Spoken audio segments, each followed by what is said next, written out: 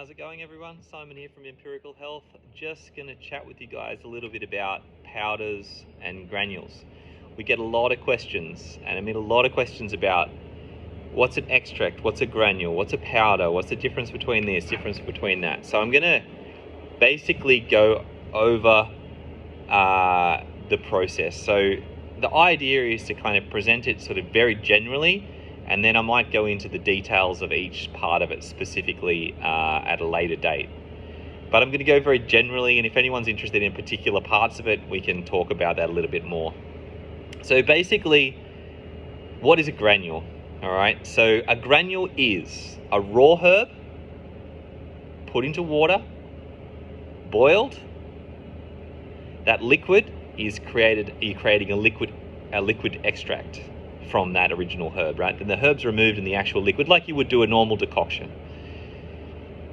That liquid is a concentration. That concentrated liquid is then spray dried. So there's a big spray drying machine that basically is a huge chamber filled with really, really hot air.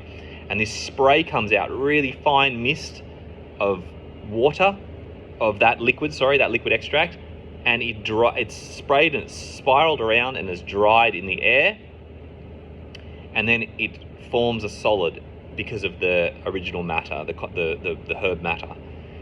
That solid is then taken, and that is a powdered extract. So there's no carrier in it or anything like that. However, that powdered extract is good, but it doesn't have any, usually doesn't, if it has a sugar in it, then it doesn't have any shelf stability whatsoever.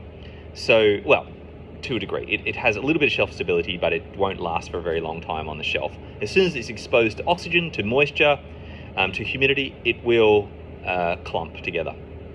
Now, in order to shelf stabilize a granule, so it has that long shelf life that we want, it is bound to a carrier. A carrier can be corn or potato or sugars or something like that, right? It can even be the original herb powder itself.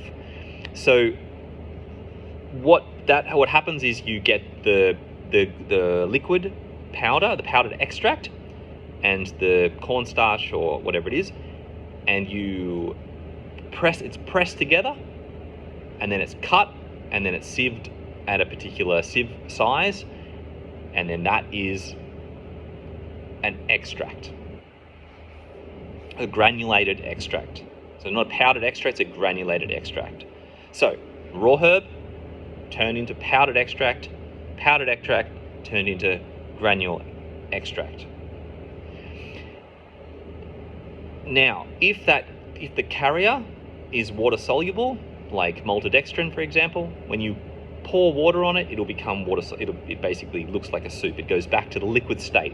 If it's not water soluble, so if something like a cornstarch, it will dissolve. The liquid section of it will dissolve, but the cornstarch won't dissolve. So you get a little bit of sediment in the bottom.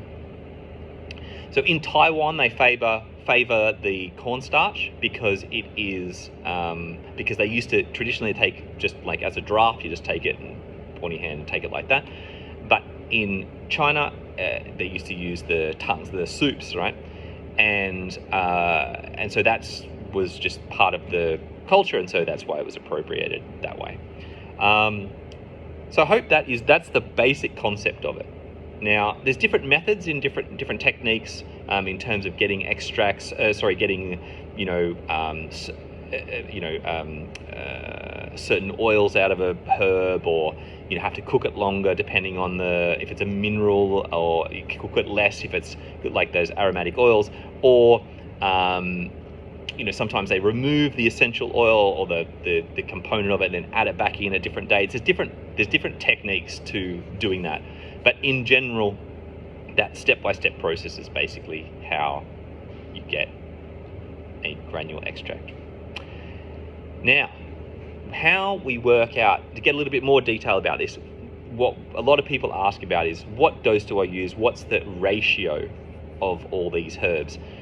The way that you work out a ratio, the way that it used to be worked out, the ratio, and it's changing nowadays because the technology is evolving, Most companies will say, oh yeah, it's a 10-to-1, it's a 5-to-1, it's a standard ratio.